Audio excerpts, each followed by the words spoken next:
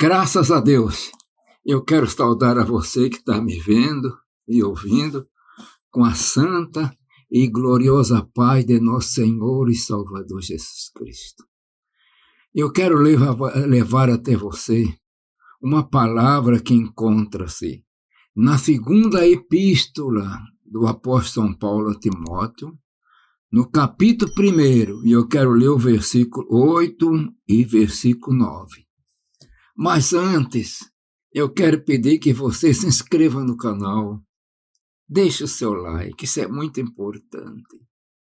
Eu quero aproveitar também para mandar um alô lá para a cidade de Tuporanga, aqui em Santa Catarina, para o nosso irmão Dimitri, que é membro da Assembleia de Deus, é ouvinte assíduo do nosso programa. Que o Senhor te abençoe, meu irmão. Vamos à leitura da palavra.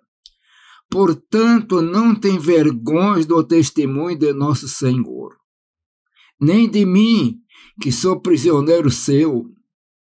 Antes, participa das aflições do Evangelho segundo o poder de Deus, que nos salvou e chamou com uma santa vocação, não segundo as nossas obras, mas segundo o seu próprio propósito e graça, que nos foi dada em Cristo Jesus antes dos tempos dos séculos. Meus irmãos, uma palavra muito importante. Paulo, quando escreveu essa epístola, ele estava preso. A segunda prisão dele em Roma, que nos leva a crer que dessa prisão ele saiu então para ser degolado, né? Que ele morreu sendo degolado.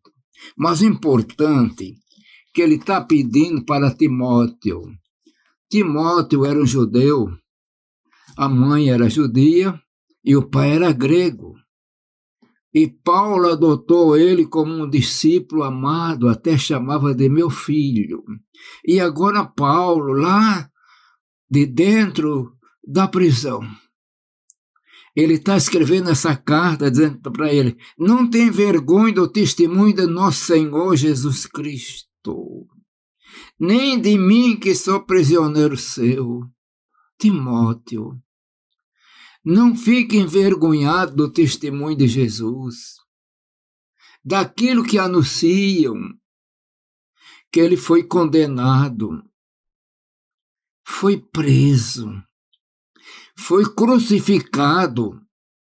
E naqueles dias, dentro da cultura do Império Romano, ser crucificado era a maior vergonha que podia ter. Além de ser uma dor tão profunda, era a maior vergonha.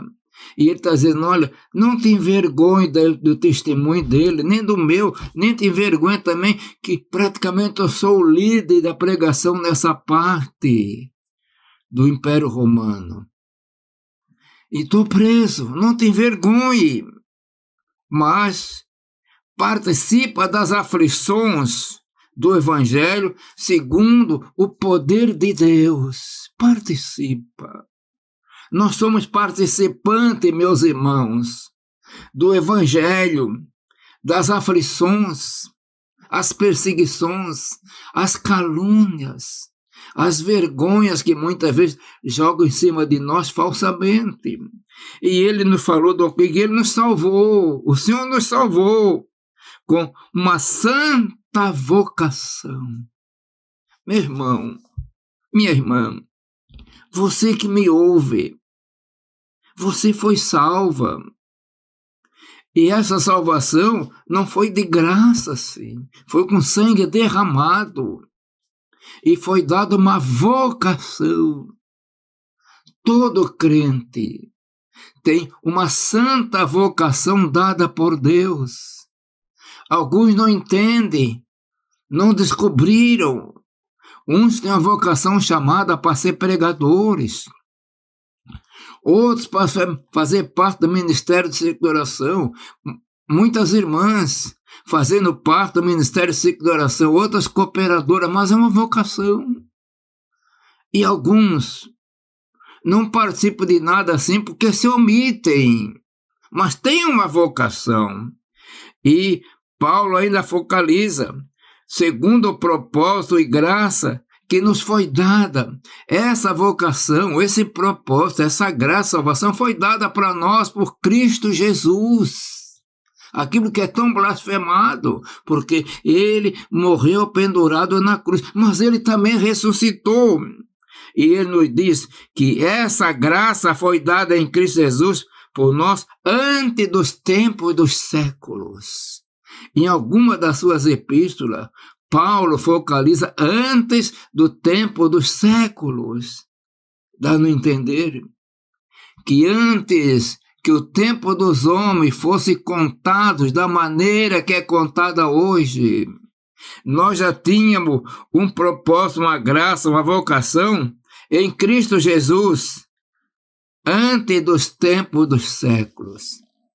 Há coisas, meus irmãos, tão profundas, tão poderosas, mas nós temos que entender que nós devemos servir um Senhor que nós chamamos Deus, que tem todo o poder, que é eterno, não teve princípio de dia nem fim de dias.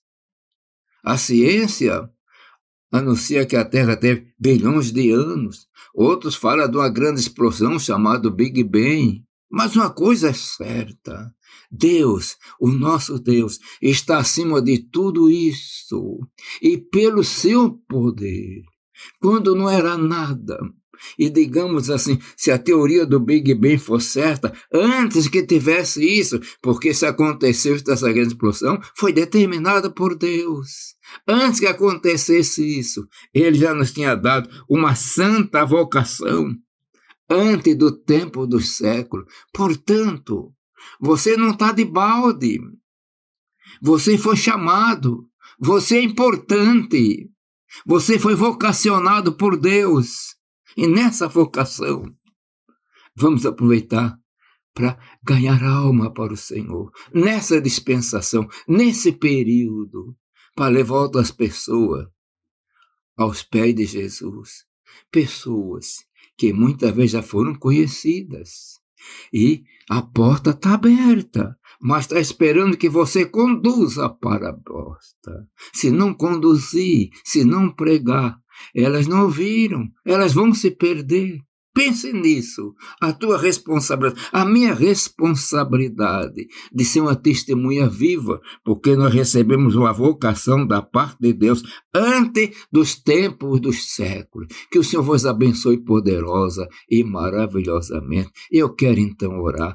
Pai eterno, Deus de amor, Deus de poder, Deus das misericórdias, abençoa todos aqueles que estão neste momento me vendo e ouvindo, Senhor, e peço, Senhor, da tua graça, um derramamento do teu Espírito Santo, para que entendam a vocação que nós temos para te servir melhor. Pai eterno, eu peço em nome de Jesus. Amém.